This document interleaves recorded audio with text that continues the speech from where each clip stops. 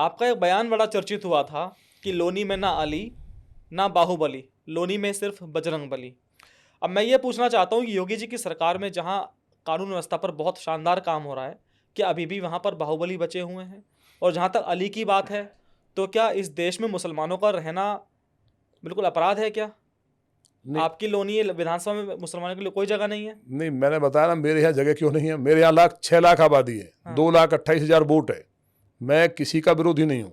मेरे यहाँ हर गरीब को, मैं राजनीति को पूजा समझ करके 6 बजे बैठ जाता हूँ। कोई 5:30 बजे आता है, 24 घंटे मेरे दरवाजे खुले हैं। एक एक व्यक्ति को भगवान मान करके उसकी मैं सेवा करता हूँ। लेकिन जो लोगों की जमीन कब्जा करेगा, लौनी पे जिला गाजियाबाद मूवी बनी, भूमाफियाओं पे, आपस में अपराध पे, गैंगवार पे। आज भी अगर पुलिस के अधिकारी ईमानदारी से ड्यूटी करें तो इतने हथियार बरामद होंगे कि वो सेना के बहुत बड़ा काम आ सकते हैं। लौनी के अंदर एक से एक बड़े अपराधी रहे हैं, आज भी हैं, उनके गिरोह चलते हैं। कल ही दिल्ली में पकड़े गए कुछ अपराधी। तो लौनी की जो सिचुएशन है वो बहुत एकदम डिफरेंट थी, और उसमें मैं दिन रात को मैं खुद 2-2 दिन तो मैं खुद घूमता हूँ कि पुलिस वाले दारू तो नहीं पिए हैं, पुलिसिंग सही से कर रहे हैं नहीं कर रहे हैं, कोई चोरी तो नहीं कर रहा है, कोई पॉल्यूशन तो नहीं फैला रहा है। तो 2 बार चला, मुझ पर हमला भी हुआ है रात में 2-2 बजे। लेकिन ऐसा नहीं है। जो जहाँ तक बात मुस्लिम की है, तो जो मुस्लिम है, मैं ये मानता हूँ हिंदुस्तान में मुसलमान ही नहीं है। मुसलमान 1% से ज़्यादा नहीं है, मैं चैलेंज के साथ कह रहा हूँ।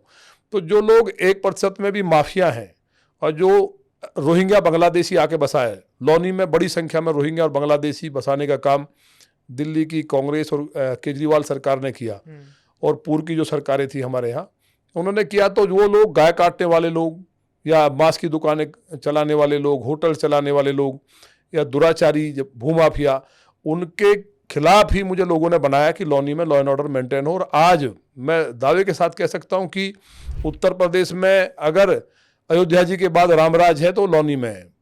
सबसे ज्यादा अगर शांति है तो लौनी में है। जिस लौनी में प्रतिदिन 6 से 7 मर्डर होते थे, व्यापारी और आम लोग, सनातन जो को मानने वाले हिंदू वहां से पलायन कर रहे थे माफियाओं के और मुसलमानों के भय से, आज वहां लगभग 30% लोग बढ़े हैं पहले से ज्यादा। तो यानी कि योगी सरकार अच्छा काम कर रही है लोनी में आपके? बिल्कुल कर रही है भाई, सरकार अच्छा काम कर रही है, सरकार का सपोर्ट है। लेकिन उसी में जो अधिकारी आड़े आते हैं, कहीं ना कहीं उनसे हम लोग समझाने की कोशिश करते हैं। आपने ये बड़ी बात कही कि लोनी में अगर पुलिस छापेमारी करे तो हथियारों का इतना बड़ा जखीरा बरामद हो सकता है कि युद्ध के काम आ सकता है। कहाँ पर रखा है वो जखीरा? नहीं, आप तमाम जगह मुख्यमंत्री जी को क्यों नहीं बताते मैं आप? कई बार बता चुका हूँ अधिकारियों को। मैंने माननीय मुख्यमंत्री जी को भी पत्र लिखा कि यहाँ अभियान चलाने की जरूरत है। आज भी लौनी में हमने बहुत कोशिश की, काफ़ी लोग हमारे बनने के बाद यहाँ से भागे और दिल्ली गए। आज भी हजारों रोहिंग्या और बांग्लादेशी, जो दिल्ली के लिए भी खतरा है, जो हमारी राजधानी यहाँ से 20 किलोमीटर भी नहीं है उसके लिए खतरा है, आज भी बसे हुए हैं। हम चाहे पकड़वा देंगे। अधिकारी हमेशा मना करते हैं, इंटेलिजेंस मना करती है। जब मैंने कहा, मैंने पकड़वाई भी हैं, पिछले दिनों ही पकड़े गए। लेकिन सब लोग देश के लिए काम ना करके बेईमानी की वो पराकाष्ठा हो गई है कि माननीय योगी जी जैसे ईमानदार मुख्यमंत्री के बाद भी उन्हें कितना संघर्ष करना पड़ता है। कई बार हमने देखा है, कई विभाग के तो प्रमुख सचिव ही इस तरह की फीडबैक देते हैं। तो भ्रष्टाचार ऊपर से चलता है। तो निचले वाला जो सिस्टम है उसको काफ़ी कंट्रोल किया गया। समाजवादी पार्टी की सरकारों में हालात ये थे भ्रष्टाचार के कि खुलेआम चौकी और थाने लूटते थे। अगर मैं ये कहूँ कि आपकी पसंद का पहला नेता कौन है, मोदी या योगी, दोनों में से किसको ज़्यादा पसंद करते हैं आप?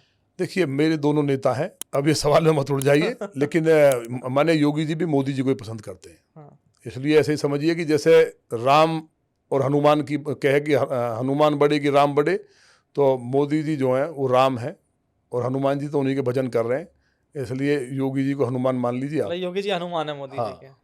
आपने भी कुछ देर पहले विधायक जी एक बात कही थी कि आपने कुछ अंग्रेज़ों की कब्रें उखाड़ दी थी। हमारे हिंदुस्तान में ये कहा जाता है कि जब कोई भी व्यक्ति मर जाता है तो उसके 100 गुना भी माफ़ हो जाते हैं। अब वो तो बेचारे मर गए, उनकी आत्मा ऊपर चली गई उनके गॉड के पास, और यहाँ उनकी कब्रें बनी हुई थी, तो उनकी कब्रों को उखाड़ना गलत नहीं लगा आपको? उसकी परिस्थितियों का आपको नहीं मालूम शायद। अखबारों में छपा था, सारे टीवी चैनल पर आया था कि पूर्वजों के जख्म कुरे थे। 31 फौजी जो वहाँ के थे अधिकारी, उनका एक दल आया था इंग्लैंड से, और उन्होंने लाल किले पे भी सांकेतिक रूप से तिरंगा फहराया था।